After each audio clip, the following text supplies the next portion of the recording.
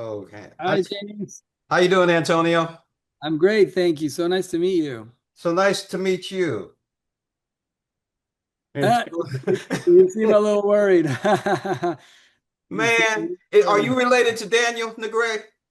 I am. Daniel's my brother. Yes. Do me a favor and ask him what soup he had before he wrote this. Great question. Great question. I You know, think the answer might be frightening. yeah, yeah. There's only four movies in my life where I had to sleep with somebody. Exorcist, Jaws, Alien, and Poltergeist. Now I got number five. Well, thank you. But first of all, that's a huge honor to even be mentioned alongside those movies. And I should be sorry, but I'm not. I'm really happy that. I understand. I understand. This was a pretty good movie. It kind of caught me off guard. So let's talk about it. The name of the movie is called Shaman, correct? Let's talk. Tell us a little bit about the movie itself. Yeah, so Shaman or Shaman is a film about a family of missionaries that is trying to convert an indigenous community at the base of this volcano in Ecuador. And everything changes when their son is mysteriously possessed by forces older than their religion. So they have to turn to the shaman they drove away, and they have to kind of come to terms with their own faith in order to try and save their son. Yeah, this was very interesting. When you read the script and you were thinking about directing it, coming up with the process in your mind, what were some of the steps you took? What were some of the things you were thinking?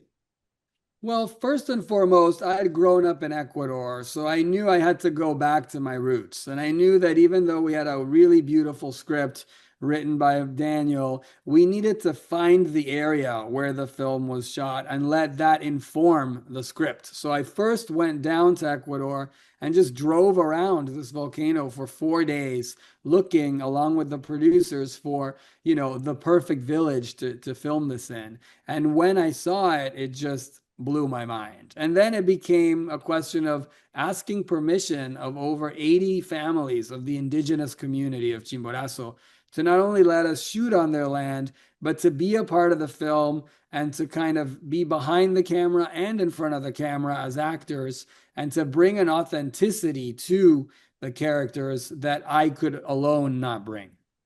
Well, besides the villagers how did you pick or how did you cast your stars? Sarah, Daniel, Jet? Well, I was a huge fan of their work to begin with, but I actually knew Daniel personally, though we'd never worked together. And he was from the get-go just very passionate. He knew it was an independent film, he knew it was a labor of love. And he said, "Look, man, I'm in. I'm going to help you." And so he introduced me to Sarah, whose work I loved. And as soon as I got to know her, I just knew that they would be incredible together. And then Jet Klein, who did a phenomenal job, was like a large search. We searched for many, like through many auditions and many different kids. And when I saw his work, it just blew me away. And he had that perfect mixture of innocence and malice that we needed. He definitely had the malice. He definitely had the malice.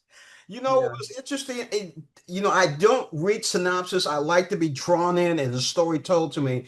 So I kept looking at this and I kept thinking to myself, this almost is close either to the Rockies or Montana or somewhere. And then I finally, I stayed for the whole credits and saw Ecuador. Mhm. So again, you've talked about it a little bit and where you looked at location, but talk about the location one more time because it was amazing. Thank you so much. I mean, first of all, it's a beautiful location where this volcano, because of the shape of the earth, the top of the Chimborazo is the closest you can be to the sun on planet Earth. So it's a very kind of special place.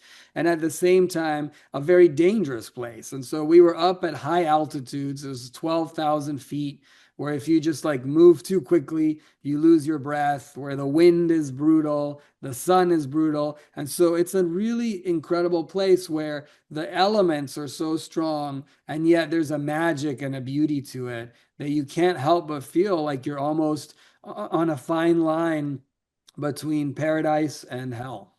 Speaking of fine line between paradise and hell, now these were missionaries, but it was very interesting, his situation and her situation. Talk a little bit about that without giving anything away.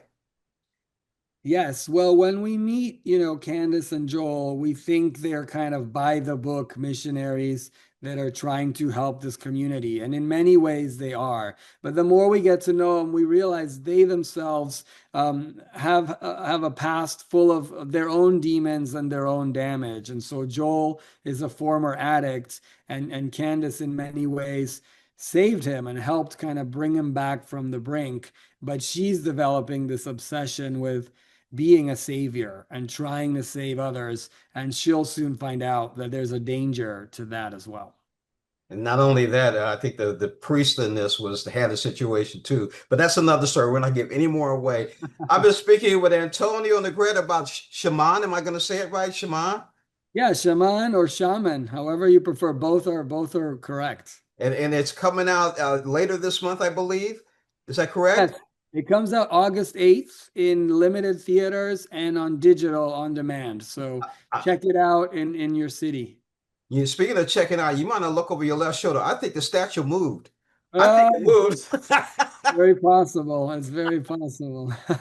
Antonio, thank you so much for joining us on Morning Blend. And I've already called my person up. They'll be over about 7 o'clock tonight. Thank you so much, James. I'm Thank so you. glad the film thrilled you, and I can't wait for your audience to check it out as well. Thank you. Same here. Thank you.